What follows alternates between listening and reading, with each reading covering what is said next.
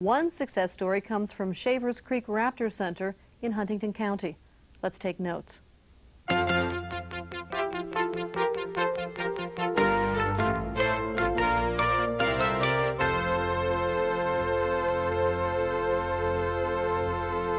To talk to us about barn owls and their struggle for survival is raptor biologist and naturalist Mike McCarthy. He is director of the Raptor Center at Shavers Creek Environmental Center in Huntington. Welcome to Taking Note. Thank you. I think people have noticed by now that you've brought a guest with you who is a barn owl who plays an important part in the propagation project that is underway at Shavers Creek. Can you tell us about that, Mike?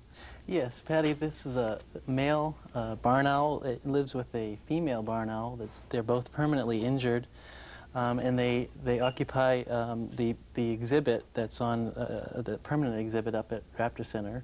And these two laid eggs, and they were discovered in mid-March. The eggs hatched 30 days later in mid-April. And by June, the young were old enough to be taken from the breeding cage up to a training cage, whereby they were trained at the beginning by the parents, and later on with the help of our staff. And eventually in July, they were able to be released out in Huntington County Farm. This may not sound so important to some because they probably don't know that according to the Pennsylvania Game Commission, the barn owl population has dropped 50% in just 3 years. That's shocking. Why? Are there some explanations for that decline? Well, it's a combination of factors. The barn owl's northern extreme of its range is actually right here in central Pennsylvania, up towards southern New England. And so it's a combination of climate, changes in the land use patterns over the past the past 20 so years.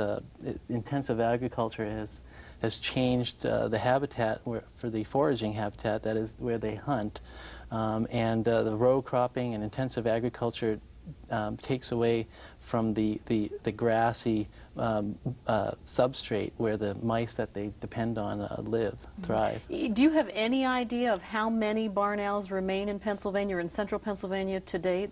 Well, in central Pennsylvania, Centre County has just one confirmed breeding spot. The Huntington County and Blair County and Mifflin County only have a handful of breeding pairs. So it is disturbing, just because it's such a low number that any drastic change, like in the climate, if we have a severely dry year like we had several summers ago, the mouse population tends to crash, and with that, the predator population would too. You released, as part of your propagation project, four owls. Is there something going on that can be wide-scale enough to really make a difference, to put a dent in the decline that we're seeing? Well, the Shavers Creek Raptor Center and the Game Commission and other agencies in the Northeast are encouraging light mowing as opposed to intensive mowing on open areas. We're encouraging people to preserve wetlands and to just keep their historic habitat intact, and that's the best thing we can do for them. I would imagine, though, that that's sort of an uphill battle, is it? Well, that's true. The more people that move into an area, the higher the land prices go, and it's very difficult to keep land open. Aside from losing its habitat, which you've alluded to right there, are there other things that are threatening the survival of the barn owl? Well, we have, there are natural and then human factors that are involved. Predators, mesopredators, biologists refer to, such as the skunks, the possums, the raccoons, and in that case the great horned owl. These are predators that do very well in disturbed areas, human disturbed areas. And so with an increased great horned population, the horned owl is a major predator on these birds.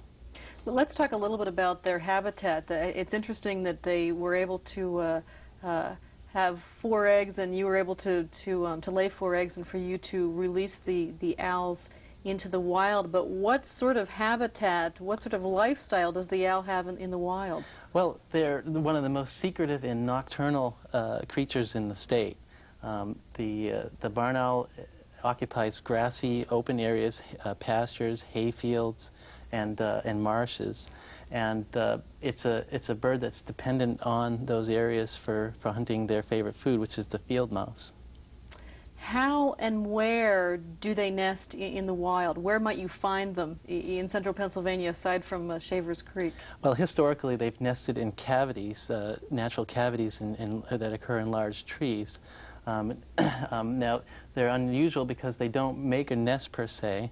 They just lay an egg or two on a bare floor of a barn or up in the rafters of a barn. Now, is that Alba that we see right there? Yeah, that actually is her mate. That is Tito, the female, and that's Tito guarding, doing the defensive behavior on the defending the young. And this is a picture here of the young fledglings. That is after they've developed and are able to fly up in the training cage.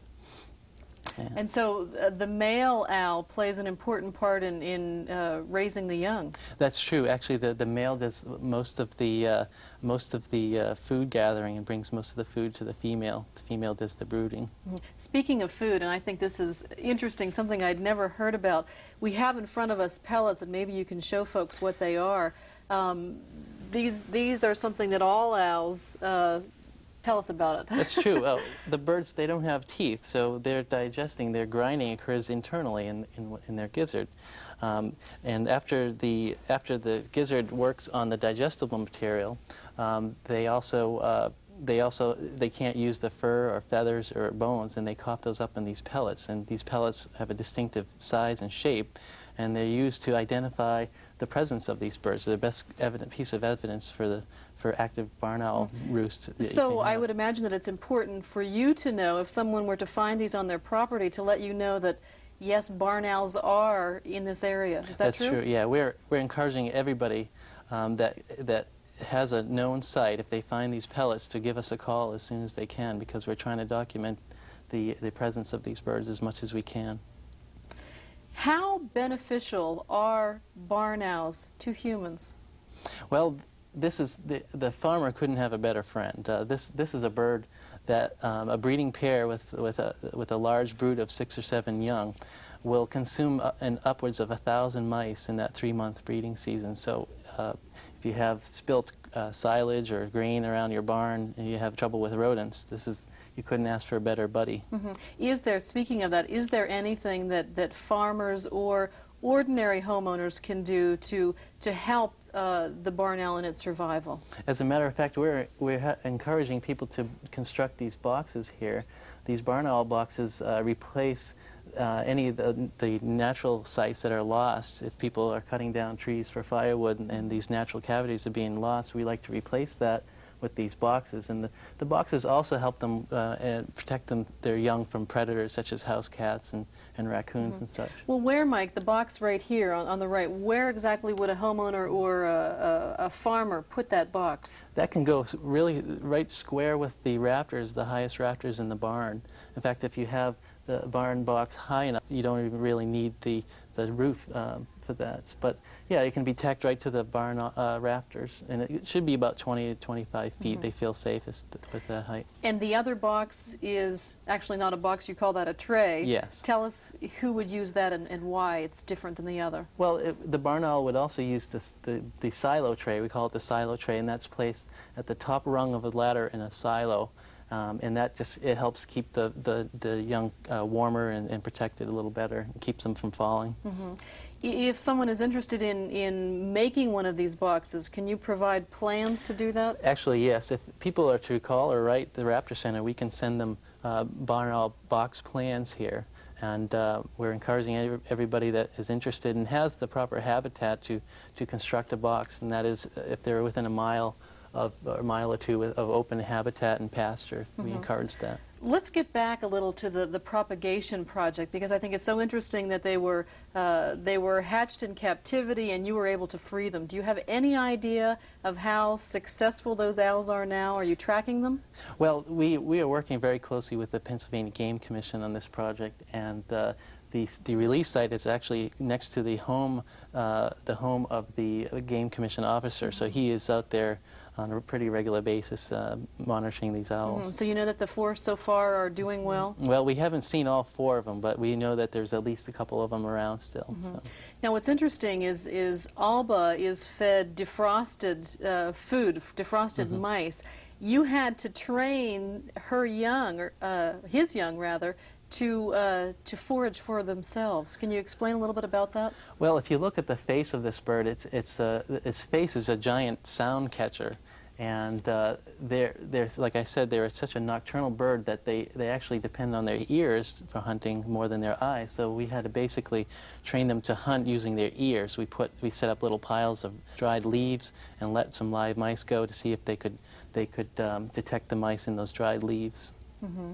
I want to give an address for anyone interested in finding out more about the Propagation Project or about building a barn owl box.